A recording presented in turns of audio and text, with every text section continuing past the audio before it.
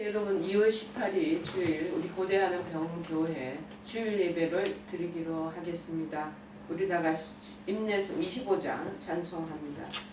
찬송가 25장입니다.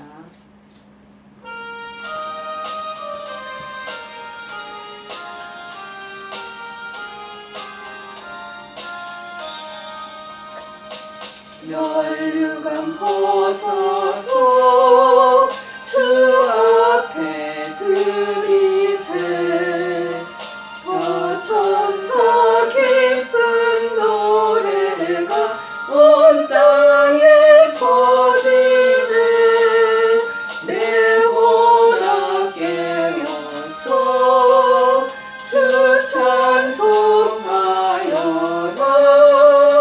온 백성 죄를 속하신 만왕의 왕일세 멸류관 벗어서 주 앞에 드리세 그 손과 몸의 상처가 영광 중 빛나네 하늘의 천사도 그 영광 보고서 고난의 신비 알고자 늘 음모하도다 멸류관 벗어서 주 앞에 드리세 온 세상 전쟁 그치고 참 평화 오겠네 주 보좌 앞에서 온 백성 엎드려 그 한량없는 영광을 늘 찬송합니다.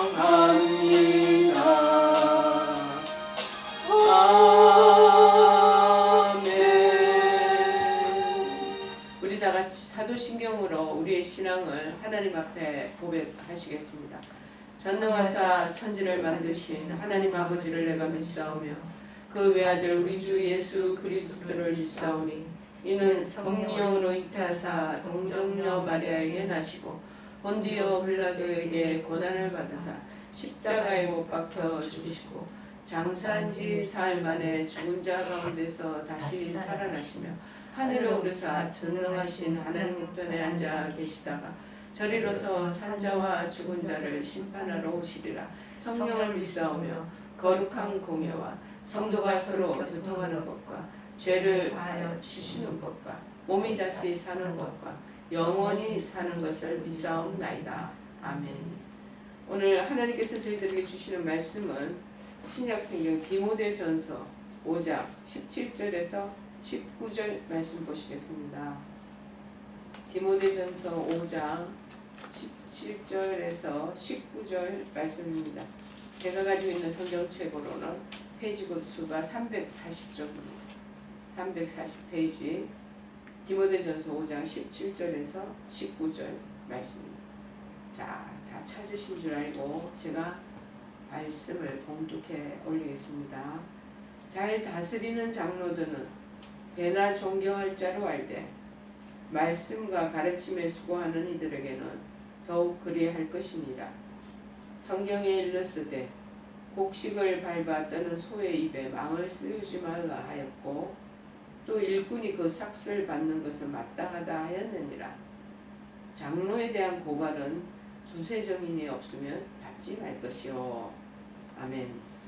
오늘 본문의 내용은 목회자에 대한 바른 태도, 목회자에 대한 바른 태도. 보통 교회에서 이 목회자에 대한 이런 얘기들을, 태도에 대한 것들을 설교 내용으로 넣기가 쉽지 않은 것 같습니다. 그래서 마치 담임 목사님이 이 내용을 설교하다 보면 나한테 잘하라 라는 뜻으로 반영이 될까봐, 그래서 많은 교회들은 필요성을 알지만 그렇게 설교의 내용에 이 부분들을 언급하지 않지 않겠나라고 여겨집니다. 그러나 저는 담임이 물론 병원 교회이기도 하지만 담임이기도 하지만 저 밑에 이제 많은 성도들이 이제 소속이 돼 있고 그래서 함께 신앙 공동체로 나가는 것은 아니거든요. 특수 사역이잖아요. 그래서 제가 이 본문의 내용들을 선택해도 괜찮겠다라는 마음이 들어서 52주 설교, 주일 설교가 있지만 그 중에서 하나 이 부분을 선정을 하게 된 것입니다.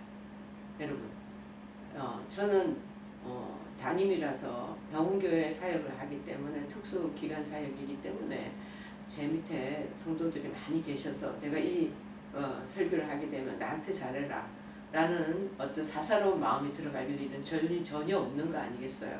그래서 많은 성도들을 만나고 그들의 신앙생활들에 대한 상담도 하다 보면 여러 가지 시험거리를 많이 시험거리가 있더라고요. 특별히 같은 신앙 공동체에서 성도들끼리의 그런 여러 가지 시험, 그리고 또 담임 목사님에 대한 그 시험 때문에 교회를 이동하게 되고 그래서 교회를 안 나가게 되고 하는 그런 성도들을 많이 만나게 됩니다. 그래서 제가 생각할 때 이 부분에 대한 걸 한번 설교를 해도 되겠다라고 마음이 들어서 이 본문의 내용을 가져왔고 본문 제목도 목회자에 대한 바른 태도는 어떠할 것인가. 담임 목사님들이 설교하면 좀 어색하고 민망스러운 일이지만 저는 괜찮을 듯해서 이렇게 본문의 말씀을 가져왔습니다.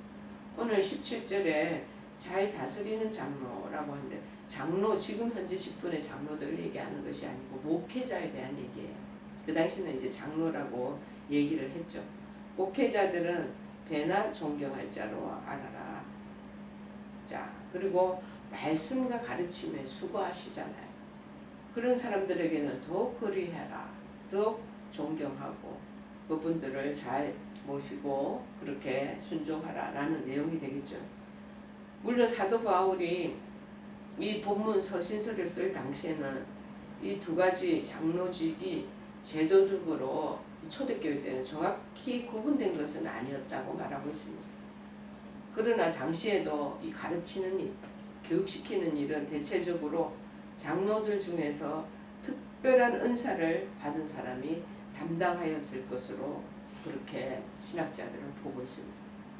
이런 사람들에게는 배나 존경할 자로 알으라는 이 본질과 관련해서 누구보다 또는 무엇에 관해 배로 존경하라는 말인지 뭐 잘 알 수가 없고 뭘 얘기하는 거지 하는 이렇게 해석할 때 좀 어려움이 있을 듯해서 많은 학자들이 지금 이 배나 누구보다도 배나 존경할 줄로 알아라 말하는 것인가 그것들에 대한 원문에 대한 것들을 한번 살펴보면서 이 학자들이 이 17절 앞의 내용 이 본문 내용을 보면은 항상 전과 후의 내용들을 같은 맥락에서 연결시켜서 바라보고 해석하는 것이 신학교 시절에 교수님들이 많이 얘기를 해오셨습니다.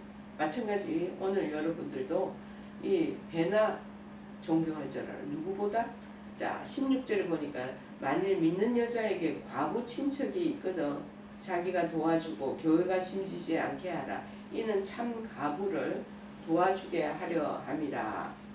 그러니까는 참 가부보다 이렇게 더 배로 존경해라 라고 얘기하는 것과 연결된다는 거죠. 자 여기서 배는 특정한 어떤 비교급의 의미를 2배, 3배 이런 듯이 지는 것보다는 그저 많은 분량의 그들을 잘 그렇게 배나 훨씬 더 많이 존경하라고 가르치고 있는 것입니다. 그래서 무엇보다도 장로, 목회자가 교회에서 마땅히 존경받고 또 무엇보다도 그 쓸 것을 그 공급받아야 하는 것은 너무나 마땅하다는 것을 지금 말씀하고 있습니다. 그래서 18절에 보니까 성경에 일렀으되 여기서는 이 성경이라는 것은 이 초대교회 때 그 구약 시대에 그 가지고 있는 성경책을 많이 인용하고 그 부분에 대한 것들을 이분들이 공부해왔기 때문에 이 신약 성경이 이 완전히 완성체로 27권 딱 만들어진 그때의 상황이 아니었었어요. 자 그렇기 때문에 여기 성경은 구약 성경을 말하는 것이. 그 구약 성경에 말하는 내용이 뭐냐면 신명기 25장 4절에 보니까 이 내용이 있더라고. 곡식 떠는 소에게 망을 씌우지 말지니라. 즉 곡식을 한창 떠는데 거기에 막 여러 가지 각종 기구들을 몸에 장착한 그 소가 이게 돌면서 원형으로 돌면서 뭐 탈곡기가 있었겠어요. 그 당시 뭐가 있었겠어요. 그래서 도리깨질 하는 걸로 옆으로 이렇게 뺑뺑뺑 돌 때 그 입에다가 망을 씌워주지 말라는 거예요. 평상시에 소에게 그런데 이 유대인들은 망을 씌웠나 봐요. 그래서 곡식 밭을 지나다니면서 그것을 따먹는다든지 주워서 먹는다든지 하는 그런 것들을 못하도록 하기 위해서 망을 씌우고 이렇게 그물을 입에 하게 다녔나 보죠. 요새 우리나라의 애완견들이 워낙 사나운 애완견들은 산책을 주인하고 나갈 때 이 망을 비슷하게 입마개를 이렇게 하게 하잖아요. 그런 것처럼 유사하게 소에게 그 망을 씌워서 이 논밭 지나다닐 때 소들이 들어가서 거기에 이렇게 여물질을 하지 않도록 그렇게 막아놓는 거예요. 자, 그런데 만약에 일을 하고 있는 주인과 함께 밭에서 일하는 소의 경우에는 입에다가 씌운 입막에 이 망을 벗겨서 자유롭게 밭의 곡식을 먹을 수 있게 했다라는 거예요. 이런 규례가 가르치는 근본 정신은 뭐냐?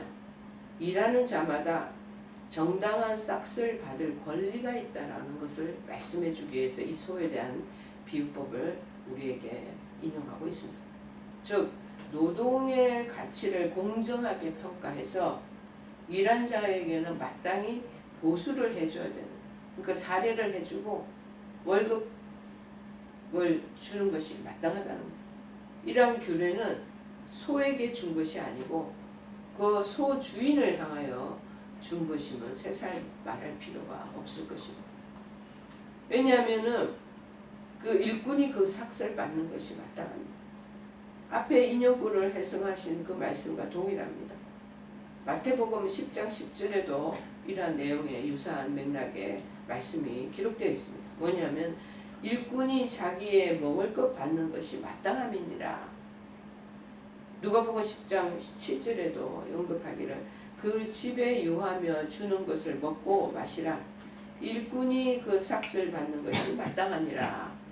그렇게 얘기하고 있고 고린도전서 9장 13절도 성전의 일을 하는 이들은 성전에서 나는 것을 먹으며 제단에서 섬기는 사람들은 제단과 함께 나누는 것을 너희가 알지 못하느냐에 반영되어 있습니다.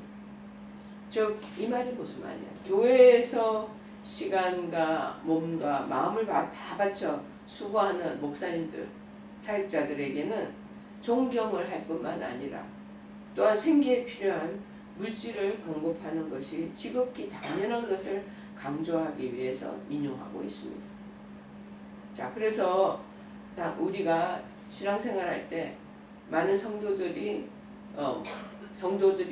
이제 11조를 내고 감사헌금을 바치고 그렇게 제단에 올리는 그 모든 것들이 이 목회자들, 사역자들의 사역비를 지불하기 위해서 그렇게 올리는 것이기도 하고, 또 일부는 불쌍한 사람들의 이웃을 돕기 위한 구제 사업에 쓰기 위해서 또 올리기도 하고, 또 다른 사람들은 교회를 증축하거나 신축할 때 사용하도록 하기 위해서 이 헌금을 하게 되는 것입니다. 근데 특별히 목회자들은 교회를 운영해 나가는, 교회를 이끌어 나가는 그러한 지도자의 위치에 있기 때문에, 운영자의 위치에 있기 때문에 또 우리 성도들에게 말씀을 가르치고, 그리고 특별히 성경 공부를 하게 하고 영적으로 그들을 잘 함양시키기 위해서 애를 쓰는 그러한 위치에 있는 주의 종들이기 때문에 당연히 그들에게 정말 이 페이를 지불하는 것, 월급을 그렇게 공급하는 것은 마땅하다는 거예요. 그래서 바울 그 당시에는 이 구절 성경에서 인용해 그리스도의 말씀을 성경과 같은 권위에서 구약 성경에서 인용하면서 얘기를 하는 거예요. 자, 그런데 19절에 말하기를 장로에 대한 또 고발은 송사가 나타나면 두세 증인이 없으면 하지 말으라. 모세율법에도 어떤 사람을 송사하려면 두세 사람의 증인이 있어야 한다고 신명기 19장 15절에 기록하고 있습니다. 사람의 모든 악, 모든 죄에 관하여는 한 사람으로 증인으로만 정할 것이 아니요 두 증인의 입으로는 또는 세 증인의 입으로 그 사건을 확정할 것이요. 두세 사람이 있어야 된다는 거야. 근데 아차 잘못하면 한 사람에 의해서 목회자가 예를 들어 정말 조준을 당하여 그 부분에 대한 여러 가지 평가가 나쁘게 나올 수가 있기 때문입니다. 그렇게 하는 그 한 사람에 의해서 그 목회자가 그 평판이 나빠지는 것, 그것보다 두세 사람이 있어서 목회자가 정말 어떤 부분에 죄를 저질렀고 어떤 상황들에 지적을 당할 일을 했던가 라는 것들이 규명되는 것이 필요하다는 것이, 바로 이것이 오늘날의 이 재판의 공정성을 기하기 위한 제도적인 장치를 얘기하고 있습니다. 이와 같은 규정이 초대교회에서도 그대로 시행되고 있었다는 것을 우리가 볼 수 있습니다. 더욱이 오늘 이 내용은 장로에 대하여, 그러니까 목사님에 대하여 소송할 경우에 쉽게 얘기하면 보다 더 신중을 기해야 한다는 의미로 이렇게 말씀하고 있는 것입니다. 왜 그렇게 하냐? 그 이유가 있습니다. 첫째로 그의 지위가 교회에서 중직이잖아요. 아주 무거운 직분의 역할을 하는 그러한 위치에 있기 때문에 그에 대한 잘못된 판단은 나중에 교회에 큰 영향을 가져오기 때문에 신중하고 심사숙고해서 이런 부분에 대한 것들을 판단하고 그 다음에 소송해야 된다는 것. 그런 송사해야 되는 것. 둘째는 뭐냐? 장로는, 그러니까 목회자는 지도자이잖아요. 지도자의 임무로 늘 교회 안, 그 다음에 교회 밖에서 비판의 대상이 늘 되어 왔습니다. 그래서 중상모략으로 인해서 잘못하면은 잘못을 저지르지도 않았는데 불구하고 중상모략 때문에 무고를 당할 수도 있었기 때문에 한 사람에 의해서 필수를 해서 그분을 정죄하거나 판단하거나 평가하는 것보다 두세 사람이 동일한 증인으로 같이 참석하고 그 사건에 대한 일들이 있었으면 그것을 조사하고 그렇게 해야 된다는 것. 그게 공정하다는 것. 그러므로 이 목회자를 고소하려면 항상 두세 증인이 요구되었다는 것을, 바울이 이같이 장로의 송사에 대해서 특별히 언급한 것은 뭐냐? 누구를 염두에 두었냐면 디모데를 염두에 두었기 때문이라. 왜냐하면 디모데는 굉장히 선량하고 믿음 안에서 너무나 경건했습니다. 그런데 아직 나이가 아마 20대 초반인가 20대 못 미천 그런 연소한 자였기 때문에 이런 중상모략에 대하여 주의가 필요했기 때문에 그런 차원에서 목회자를 그렇게 안전한 보책으로 그렇게 하기 위해서 송사 부분에 대한 것들을 이렇게 제도적으로 이렇게 구축해 놓은 게 아닌가 그런 마음이 듭니다. 여러분, 우리 목회자들은요, 우리가 좋아서 일을 하는 게 아니에요. 하나님의 부름을 받아서 그것을 소명이라고 그러거든요. 영어로 calling, vocation이라고 해요. 그 소명을 받아서 주님께서 이 명령하시는 그 일들을 사명을 감당하는 거예요. 소명을 받아서 사명을 감당. 근데 요새는 우후죽순같이 너무나 많은 신학교가 난립하고 있기 때문에 실제적인 주의 종으로서 부름을 받은 나 여부는 캐셔마크. 그래서 정말 진실한 목회자고 부름받아서 주의 일을 감당하는 사람들도 있거니와 그 외에는 여타의 사람들은 자기가 열정에 의해서 하나님 부름에 대한 이 소명을 대한 것들은 옆으로 젖혀놓고 그렇게 해서 신학을 하고 목회자로 들어선 경우도 많이 있기 때문에 성도들은 참으로 잘 분별해야 될 줄을 믿습니다. 자, 그런데 그 하나님으로부터 쓰임을 받아서 일하는 사역자들을 존경하고 귀하게 대접하는 일은 하나님께서 매우 기쁘게 보신다는 것입니다. 그들이 무슨 위대해서가 아니라 그들이 하나님으로부터 보내심을 받는 하나님 나라의 대사의 역할을 감당하기 때문이라는 것입니다.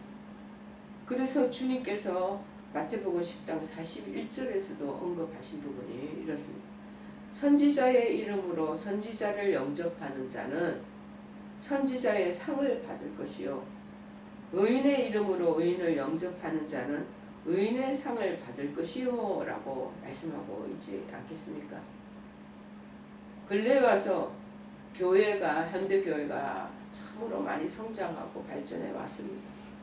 그런데 교회 안에 목회자에 대한 그런 준중성이 없어지고 목회자의 사역자에 대한 경시풍조가 더욱더 심해지고 있는 지금 요즘입니다.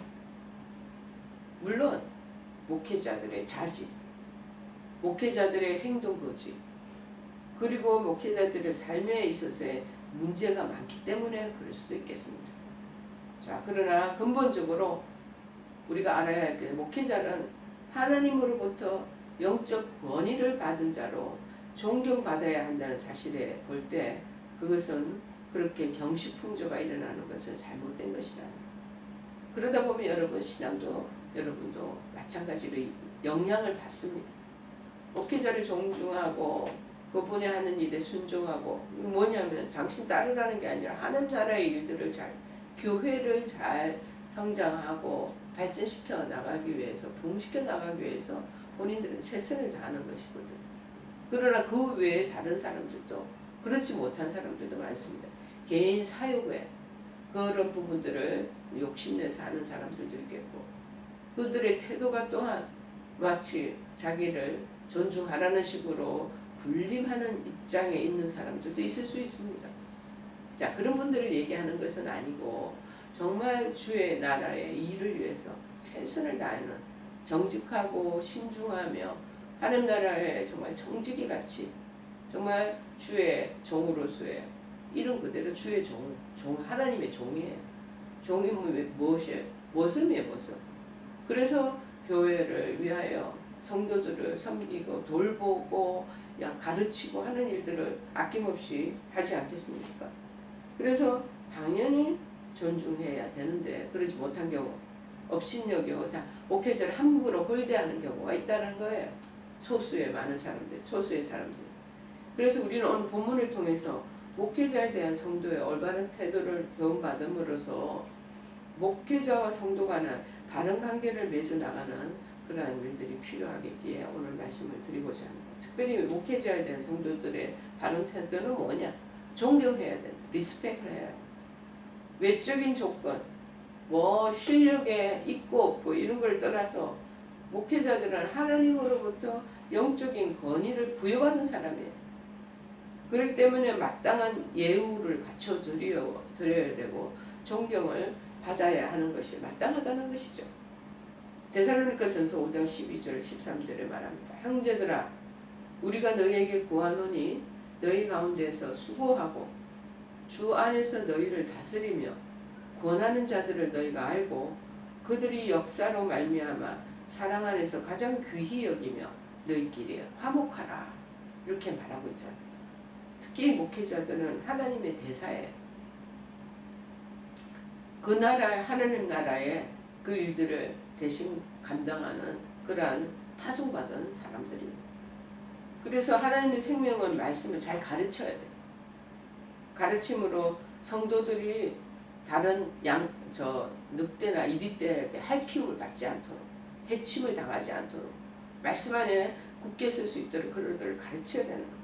그래서 성도들의 영혼을 구원과 영생으로 인도하는 그 책임을 맡은 사람이에요. 우리가 합차 잘못하면요 하늘나라에 가면 하나님 앞에 엄청 책임감을 졌습니다. 너 뭐하고 왔느냐? 너 사리사욕에 신경 쓰고 네 배불리려고 그렇게 교회를 이끌어갔냐? 하고 혹독한 하나님의 징계나 책망을 받는 것입니다.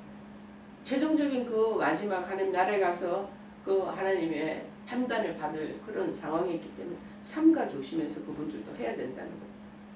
그래서 교회와 모든 성도들은 그를 귀하게 여기고 존중해야 하는 것입니다.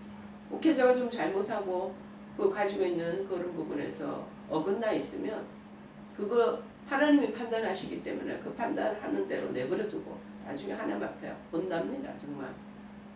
그래서 그냥 여러분 자체는 성도로서 마땅히 존중하고 귀하게 여기는 마음을 가져야 된다는 거.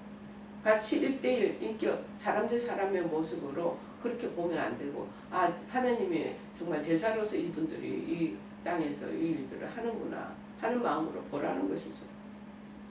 상대의 인격과 지혜와 직능을 인정하지 않거나 그것을 존중하지 않고 오히려 자신이 상대보다 못할 것이 없지 않은가 하고 생각할 때 불평이 싹트기 내 안에서 불만이 막 나오기 시작합니다. 그 끼와는 디스하기 시작. 비방을 하게 된다는 거. 내가 너하고 다를 게 뭐가 있나. 나도 박사학위를 받았다. 나도 너보다 당신보다 아주 모든 방면에 뛰어나다. 나도 가르칠 수 잘한다. 대학 교수야. 그러면서 업신여기고 하대할 수가 있다는 거. 자, 따라서 우리 성도들은 날마다 자신을 낮추는 자세죠. 겸손한 자세. 목회자보다 훨씬 뛰어난 장관의 입장이 있다 할지라도. 제가 어느 때인가는 저 종로에 어느 큰 대형교회 간 적이 있는데 현대그룹 사장이 거기 장로님으로 계시더라고요. 근데 얼마나 거기에 다소곳하면서 잘 섬기는지. 유명한 그런 기업체 사장들, 대학교 총장들, 뭐 이런 사람들 목회자들하고 비교하면 그분들은 훨씬 훌륭하죠. 어디다 되겠습니까? 그러나 하나님 나라에 하나님 부름을 받아 그 일들을 하는 목회자이기 때문에 그래서 그런 부분에 대한 것들을 우쭐하면서 내가 총장이고 내가 신학교 교수로서 얼마나 신학 공부를 20년이나 하고 독일에서 공부하고 영국에서 미국에서 공부해온 사람이야 하고 우쭐대고 목회자 설교할 때 그 부분에 대한 거 저거는 저렇게 하는 것보다 이렇게 해야 되는데 한다라는 거는 자기가 스스로 교만해서 그렇다는 거예요. 낮추는 자세를 자꾸 가지고.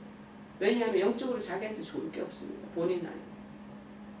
그리고 동시에 다른 사람들 특별히 주님께서 세우신 그 목회자, 사역자, 전도사님들이라도 존중해줘야 된다. 그런데 전도사라고 그냥 자기 아들 나이만 하다고 반말하고 일시키고 부리고 이런 경우가 또 얼마나 많습니까? 아차 잘못하면 교회 장로님들이에요.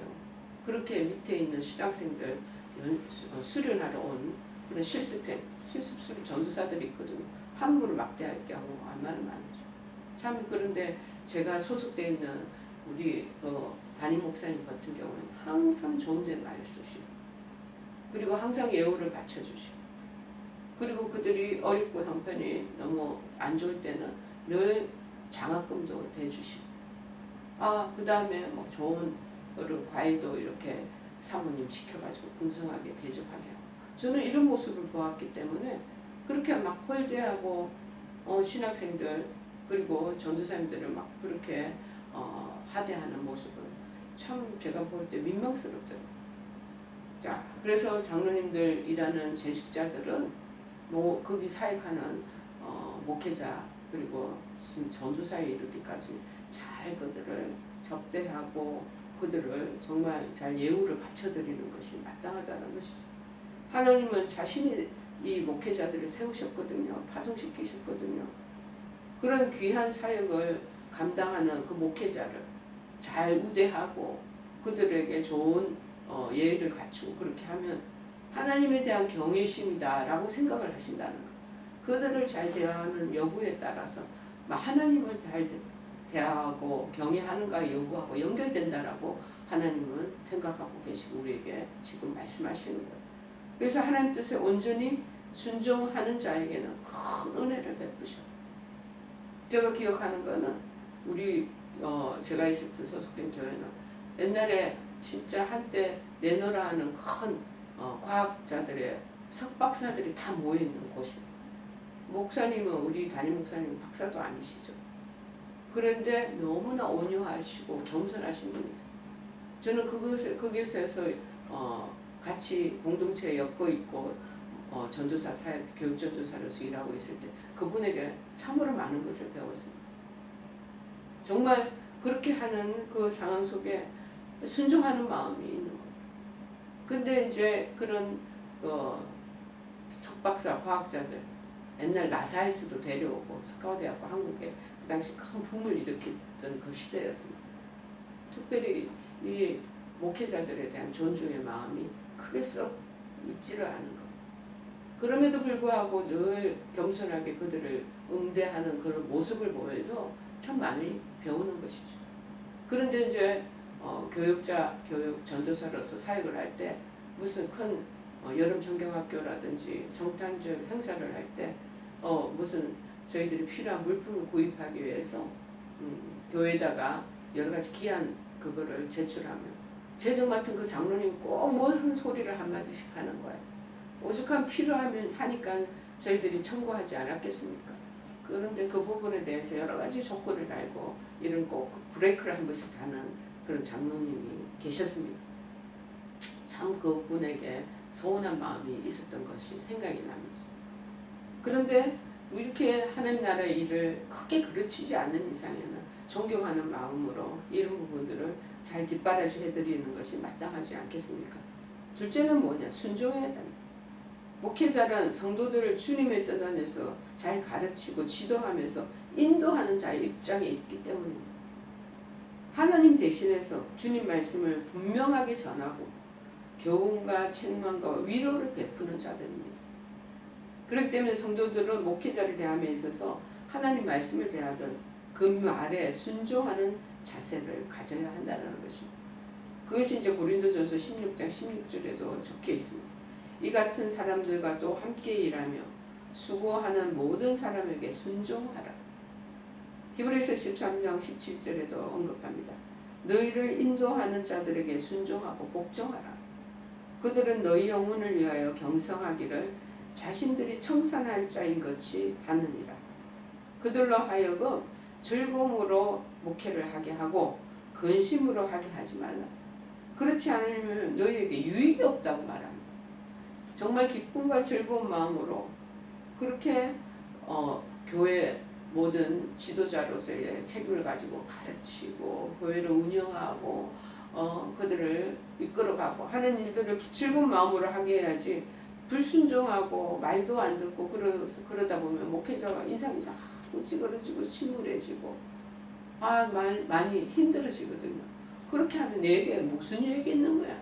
서로에게 유익이 없다는 거야. 즐겁고 기쁜 마음으로 해야 서로가 윈윈 할 수 있다는 거야. 영적으로도 성장하고 살찌우게 되고. 근데 자꾸 비판의 눈으로 마음으로 자꾸 디스를 하면요. 자기 영혼의 그 살찌움이 지금 깎임을 손상을 받게 된다는 거 맞는 것 같습니다. 목회자하고 좋은 관계를 유지하는 사람들은 즐겁고 기쁘게 영적으로도 충만하거든요. 근데 뒤에서 뭔가를 자꾸 꼬집어내서 지적당해서 지적 안 당할 사람이 어디 있어요? 그렇게 완벽한 사람 하나님밖에 누가 또 있겠습니까? 그러면서 잘 감싸주고 그렇게 해나가기보다도 계속 지적을 하고 그 부분에 대한 혹독한 평가를 하게 되면 자기한테 유익이 없는 본인들한테. 여러분 병원에 지금 입원하고 계시면서 이 부분을 잘 생각하시는 게 좋아요.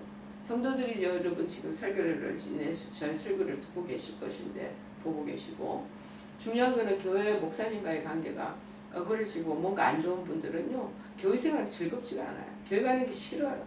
믿음 생활, 신앙 생활 하는 것이 그렇게 달갑지 않아요. 그래서 점점 그러면 성미가 떨어지고 그러다가 어디로 돌아가요? 결국 세상으로 가죠. 세상의 즐거움이 더 좋잖아요. 그 넓은 길로 점점 가게 됩니다. 정말 목회자의 관계가 잘 부드럽게 윤활유 있고 잘 되면 교회 생활이 즐겁고 교회에서 본신하고 봉사하고 섬기는 일에 임하지 않으려고 그러고 그렇게 된다라는 거죠. 그럼 내 신앙도 점점 풍성하게 되는 것입니다.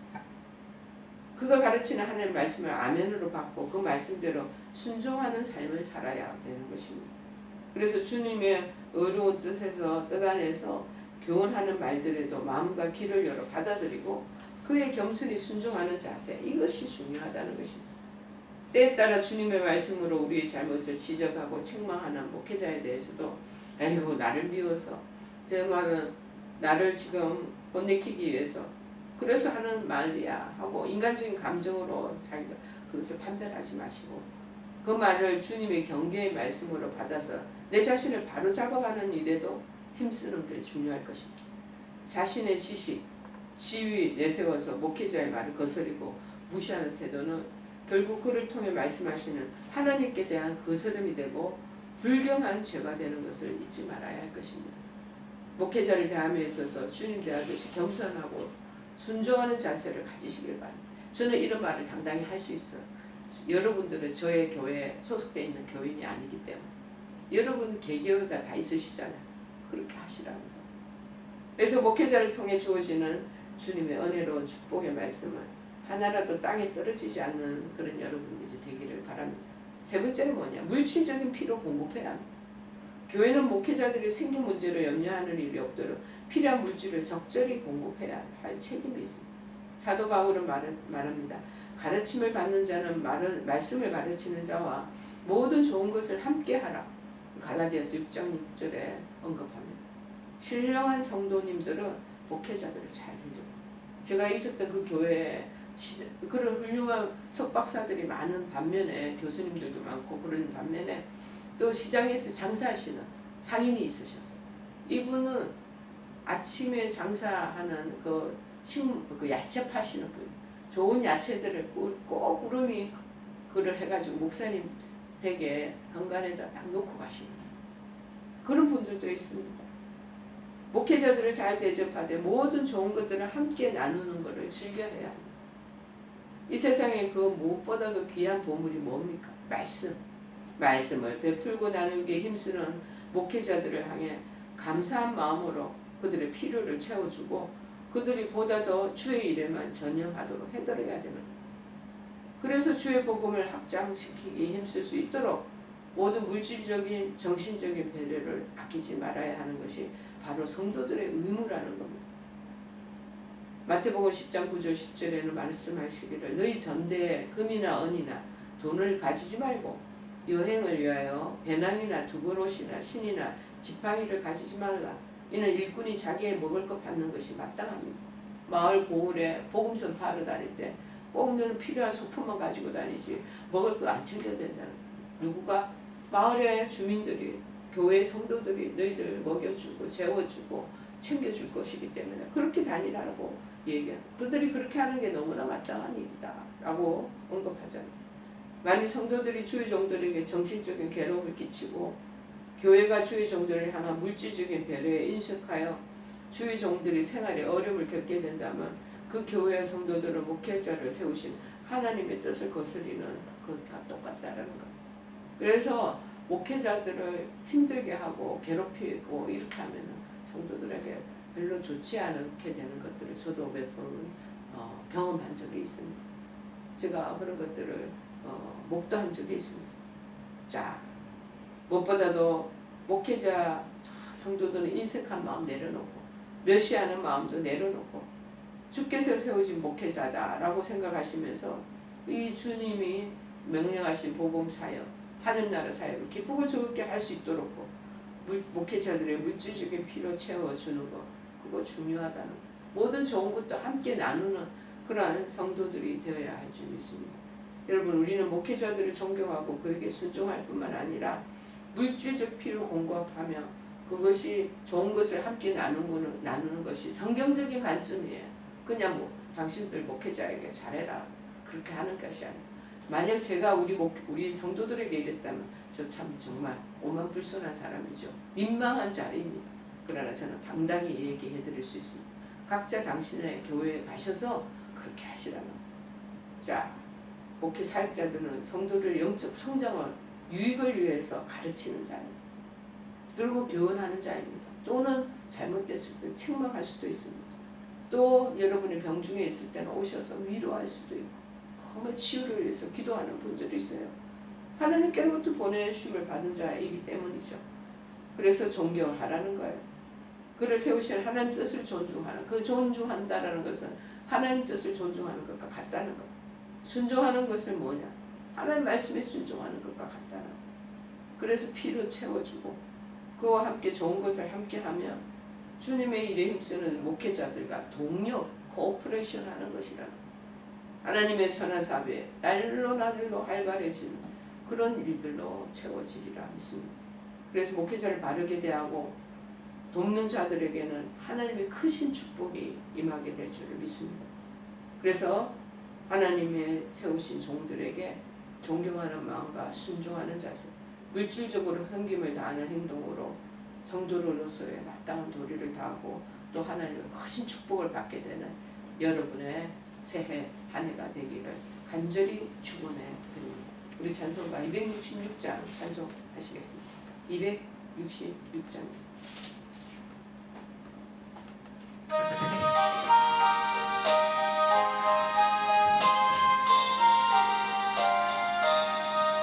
주의 피로 이룬 삶은 참 깊고 넓도다. 구원하는 그 신능력 다 찬송할지라. 찬송하세 주의 보혈 그 샘에 지금 나아가 죄의 깊이 빠지고 그 피로 씻어 밝히네. 죄악 세상 이김으로 거룩한 길 가는 나의 마음 성전 삼고 주께서 계시네. 찬송하세 주의 보혈 그 샘에 지금 나아가 죄의 깊이 빠지고 그 피로 씻어 밝히네. 주 예수를 깊이 아는 놀라운 그 은혜 하늘나라 즐거움이 매일 새롭도다. 찬송하세 주의 보혈 그 샘에 지금 나아가 죄의 깊이 빠지고 그 피로 씻어 밝히네. 기도하시겠습니다.